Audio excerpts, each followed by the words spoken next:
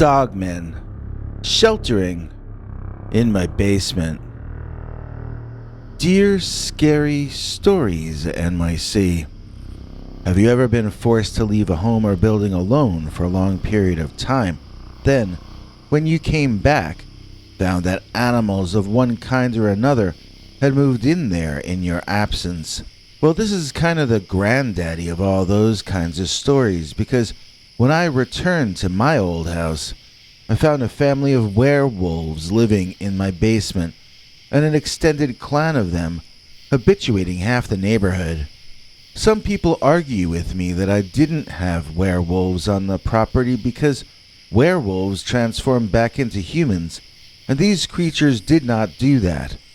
They say that what I had infesting the bottom level of my building were what is called dogmen. I don't see why I shouldn't be allowed to use either term to describe these things. I can't watch them all the time. Perhaps they do transform back into Lon Chaney or Bela Lugosi when I'm not looking. It's hard to say. So, once upon a time back in a mythical land called the 1980s, I had a normal life with a normal wife and a normal house. Then I got a job working for a politician I had looked up to for years, and the next thing I knew, I was serving time for things that got blamed on me in order to protect the careers of those deemed more important than myself. Hello, jail. No more wife. No more job or reputation. The only thing left for me when I got out years later in the 1990s was the ownership of the house, which was what I got in a divorce somehow. I wondered why my wife had been so nice to me until I actually got out of stir and went to inspect the place. I had been hoping to sell it quickly, then live off the earnings from that, but it was in too great a state of disrepair. In fact, I would need to keep a low profile about it just to stay there myself, since I wasn't sure the structure was sound enough for inhabitation. In spite of the working plumbing and electricity, if the local governance decided to inspect, that house might very well be labeled condemned. Still, I had no income and I had no other place to go, so I found myself quietly re-inhabiting my old my old home. At first, I only slept there nights in the first floor alcove, then spent my days out trying to drum up business or find a new career for myself. It's hard to find work when you're getting out of jail for the kind of crime I was wrongfully convicted of. I did eventually find an owner of a breakfast food chain store branch who hired me so that he could abuse me. All his employees had some kind of criminal record so that he could demand more work out of them than he could out of a normal employee. He'd threatened to get us in trouble. He threatened to fire us and smear our names. So once I got that job, I only got to sleep about 5 hours max per night. I would get back to the house, crash out like a zombie, then get up barely in time to get back to the job and take more abuse. There came a night after I had worked double shifts for 3 consecutive days when I had insomnia. I had been drinking coffee to keep from falling asleep at the job, but now that I was back home, I was too wired from the coffee to sleep very deeply.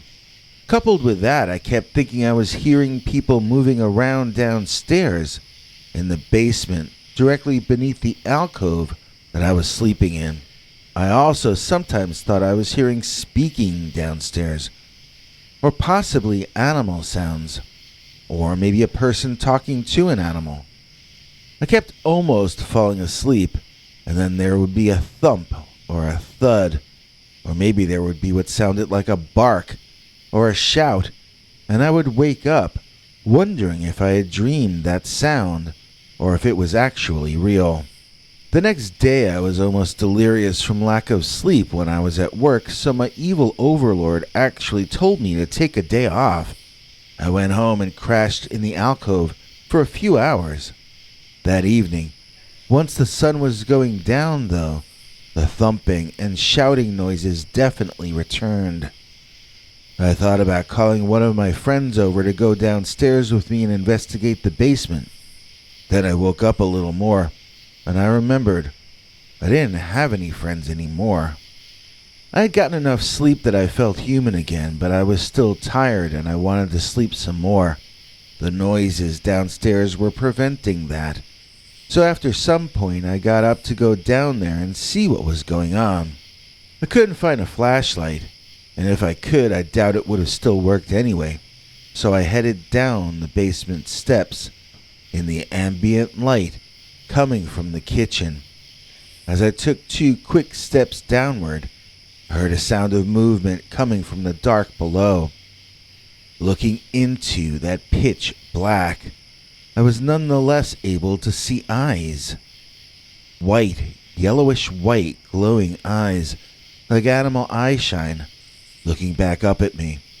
My heart jumped in my chest, but my mind calmly told me those must be the eyes of cats or maybe mice reflecting back up at me.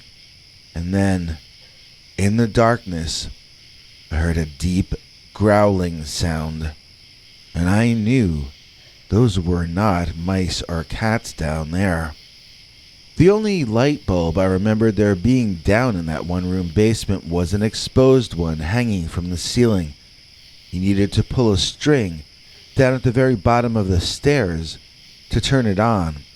So even if it still worked, I wouldn't be able to use it without walking down there to the same level where the growling creatures were hiding in the darkness. Instead, I withdrew back into the kitchen and double-locked that kitchen door. Believe it or not, there are times in life when you're actually luckier if you don't have anyone to share things with. For instance, if I had contacted anyone that night and told them what I just told you, I don't think anything good would have come out of it. If I still had any reputation to lose, that would have been the end of it right there. As I stood in that kitchen that night, staring at the door leading down to I didn't know what, I decided to do the only logical thing there was to do. Find a bed on the second floor, behind a locked door, to sleep in for that night. In the morning I went down to the basement and found no animals at all, but I noticed that all of the windows had been opened. These were ground-level windows outside, but were maybe 7 feet up or a little longer around the top of the basement ceiling inside. Maybe it was 7.5, maybe it was 8 feet. I remember I had to stand on something before I could look out of those windows, and then I would be looking out at the lawn at ground level. So these animals seemed to come at night but left in the morning? That seemed to imply that they were diurnal, although they were so busy all night that maybe they slept during the day, but in some other location. If they weren't sleeping in my basement, then what were they doing down there at night? I walked around outside, checking out the ground level windows looking into that basement, and I saw how they appeared to have been pushed in years earlier. For some reason, I decided it must be raccoons.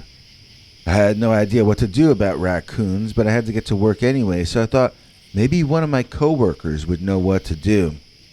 This was a long time ago. I couldn't just look up a how-to video about raccoons on YouTube in those days. In the 90s, we did have cell phones, but I didn't have one. They took tiny little photos and no video, as I recall. Text messages and emails were both a thing, I think, but you couldn't really connect to the internet. I remember them being little Blackberries, or maybe those Captain Kirk flip phones might have been invented by then, but they were not smartphones yet, definitely. Like I said, I didn't even own a primitive cell phone, but they didn't do much back then anyway. I had never owned my own computer yet by that point, and they were only beginning to become household items. If you needed to figure out how to do anything in those days, you'd have to ask around, or you'd have to go to the library and spend a lot of time looking up your subject in the periodical section. If you succeeded in finding an article that seemed to explain what you needed explained, then you'd have to cross your fingers that the library had that issue of that magazine in some form. Then you'd have to wait for them to find it for you. And then it would cost you money to make bad black and white copies of any pages you wanted to bring home. I didn't have the option of doing all that because I had to work for my evil boss all day. So I just discussed the problem with my coworker, whoever it was that day. That night, I went home armed with the cheapest flashlight I could find at Woolworth's, and I decided I wanted to get a look at my raccoons. My coworker told me that raccoons are dangerous, and I'd have to call up animal control, but I was afraid to call any sort of officials out to that falling apart mess of a house. I mean, without that hellhole, I would have been homeless. I couldn't accept at the time that raccoons could really be all that dangerous anyway, since they always seemed so cute on television. Once I got a good look at them using the flashlight I felt, then I would figure out what to do about them. I felt certain I would know what to do. Otherwise, we'd be hearing stories about people being murdered by raccoons all the time, and I never heard a story like that. So, as I got home that night after sunset, I decided to shine my flashlight into the ground level windows from outside and see if any animals had returned to my basement using those opened windows. It just seemed a lot less scary doing it from out there than to open that kitchen door again and walk down those creepy stairs at night. But that was an illogical judgment on my part. There was no evidence that the animals had ever used the kitchen door, but there was plenty of proof that animals had been slipping into and out of the house using those ground floor windows in the back. So when I shined my bright new flashlight into those windows, right into the eyes of the animals I was looking for, I shouldn't have been so surprised at the speed and grace with which those animals leaped up and out into the backyard, directly just a few feet in front of me. First, I want to tell you what I saw with my flashlight down in that basement. There were multiple animals down there, but they were not raccoons. I was genuinely surprised to see these man-sized or larger, wolf-like dogs, or perhaps dog-like wolves. They reminded me a bit of huskies, but these were not huskies at all. They were gray, like wolves. They had long, snarly, toothy snouts, like the wolf villains in old cartoons. Their noses looked like dog noses. Their tall, triangular-shaped ears, on top of their heads, were constantly in motion. Although their shaggy, fur-covered bodies appeared largely canine in appearance, I saw them adopt bodily postures far more human than lupine or animal. One sat on the ground, its arms hugging its bent knees, like someone sitting on the floor of a bus station, waiting for his transportation to come in. It was a remarkably human pose for something that was clearly inhuman. Another stood leaning casually against a wall of my basement, while a third walked upright like a human being between the other two. It looked like they were waiting for something, and yet, what could they be waiting for in the basement of my house? Also, how many of these dog-headed upright walking creatures were down there? I could see 3 from where I was standing, but could there have been more? I didn't have much time to think it through, though, as that was when everything burst into action.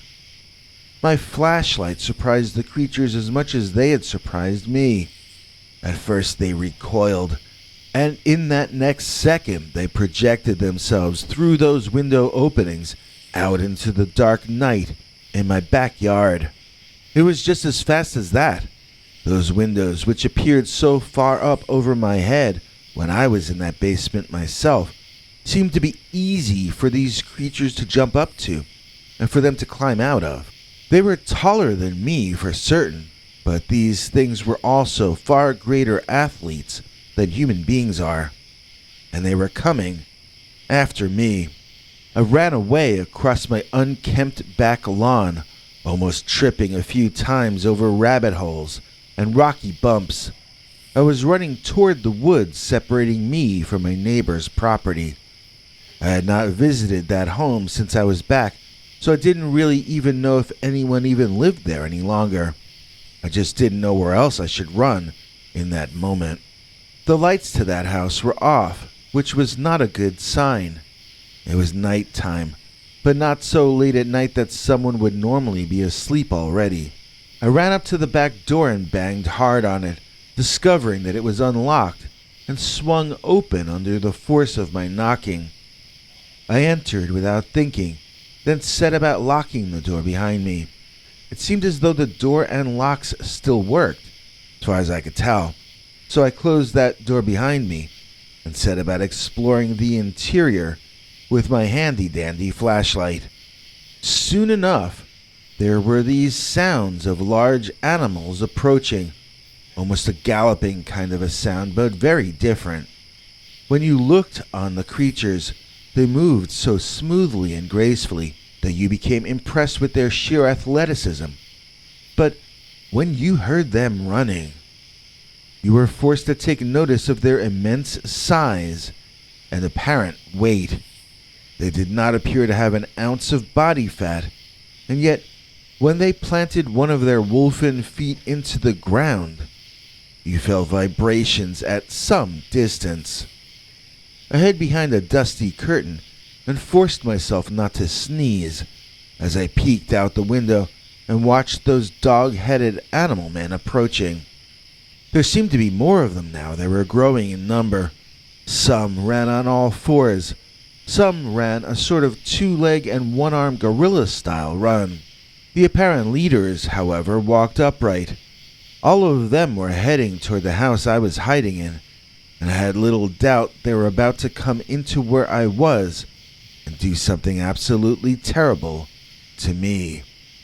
I was shaking all over and certain I was about to meet my maker, but the dog people didn't come into where I was at all. I watched as they slipped and dived into this house's basement, just as they had done in my house. So the one true fact I am certain I have learned about this species is that dogmen are basement dwellers. I found an old sofa with some kind of yarn covering on it, and I laid down on the couch, listening intently so that I would know if any of those dogmen decided to come upstairs. I don't suppose they did, because the first light of the morning woke me up, and I realized I'd fallen asleep on that couch. Staggering home in the dawn sunlight, the entire situation felt like some kind of an absurd nightmare. When I got back to my house, I could see that the wolves were no longer in my basement. Furiously, I piled stones against those windows. It was futile. The dogs could just move the stones, then go back inside whenever they wanted to, but I continued to do it anyway. This was the beginning of me reclaiming my property, and in the process, me reclaiming my own life. I got to work that morning so tired and so worn out that I let my guard down, and I told my coworker exactly what I just told you. I was surprised to find him excited about the idea of continuing this discussion. It turns out this guy was a huge fan of the Dogman, the Wisconsin Werewolf. He knew more about this subject than I did. Apparently what I had seen are a thing in Wisconsin, and they were even back then. People were already talking about dealing with animals like this. They walked like men. They seemed intelligent, yet they were creatures, animals of the most savage variety. There were some things my friendly coworker told me that made no sense to me at all. For instance, these creatures were supposed to be nocturnal, yet they only seemed to go inside my house at night. That meant they were doing something other than sleeping in my basement. I never found signs that they ate or defecated down there, so if they didn't sleep, eat, or go to the bathroom in my basement, then what function did it serve for them? And then where else did they go when they actually did need to sleep, after the sun came up? Although the lore my coworker shared with me filled in a number of blanks, it also opened up new unanswered questions. My coworker and I bought cement mix on the way home. He came with me to my house, wanting to get a glimpse of the Wisconsin Werewolf with his own eyes. I was surprised that the stones I had placed in front of the windows were still there, and we tore into the process of using those stones and whatever random rocks were lying around to combine with the cement and seal up those basement windows. It was sloppy, but if it were allowed to dry, it might work. That night was a quiet one, much to the disappointment of my guest. In the morning, the windows downstairs remained cemented up, and that was really the end of my dealings with the Dogman. I have seen 2 of them over the years as I've been driving around Wisconsin. Neither sighting was very close to my home, so their range must be pretty vast. I can't believe I lived my life into adulthood and even served a prison sentence before learning about the Wisconsin Werewolf. And trust me, the rudest way to have to find out about the Dogman is to find out that you've got Dogmen sheltering in my basement. Our newest EP is Aaron, classy as a Chrysler LeBaron. He helps fend off the wolf who's at the door. Of course, I'm talking about the Aaron Shaw. Please join us in thanking our newest executive producer, Aaron with 2 R's Shaw, for making this episode possible. In exchange, Aaron gets to see our weekly secret uncensored Dogman stories, as well as our archive of over 21 hours of secret uncensored Dogman stories far too wild to tell on this channel. And you can get these and more perks too. Either join our PayPal subscribers club at peterbernard.com, or else do what Aaron Shaw did and click that join link under this or any of our videos to become a Scary Stories channel member. And now, here's international TV spokesmongrel Henry Lee Dogman to fill in the rest of the deets. Hank? Thanks for watching till the end. If you liked what you saw, please consider clicking like on the video or sharing it with your friends and family that you think might also be interested. If you would like to see more of our work, please consider subscribing and hitting that bell icon next to the subscribe button so that YouTube will alert you when we put out a new video. To become a channel member and gain access to our special perks, you can click that join link under each of our videos. Another option is to join our PayPal subscribers club at peterbernard.com. You can join for as little as 99 cents on YouTube or $1.50 at peterbernard.com. And that gains you access to our weekly secret uncensored episodes. If you'd like to see our 21 hours of archives of uncensored Dogman stories, then please join at the $3 level or above. To get to watch our shows in advance of the public, please join at our $10 level. That gets you all the perks. If you join our channel memberships, you need to check our community page here on YouTube in order to get the links to the secret videos and other perks. If you're in the PayPal subscribers club, Peter will email you all the news and links himself. Once joining the PayPal club, which is Peter's homemade club, please give him a chance to see that you've joined and to compose you a personal welcome email, as none of that is automated. But whichever you join, we'll name you an executive producer for the next available episode. Do you have a scary experience that you'd like to share with us? You can email us at scarystoriesnyc@gmail.com or call our Scary Stories voicemail hotline at 804-LA-SCARY. That's 804-537-2279. It's a Google voicemail box, so that means it keeps cutting off after every 3 minutes. If your story is longer than that, please keep calling back and we can piece it together on our end. Good night, and have a scary tomorrow.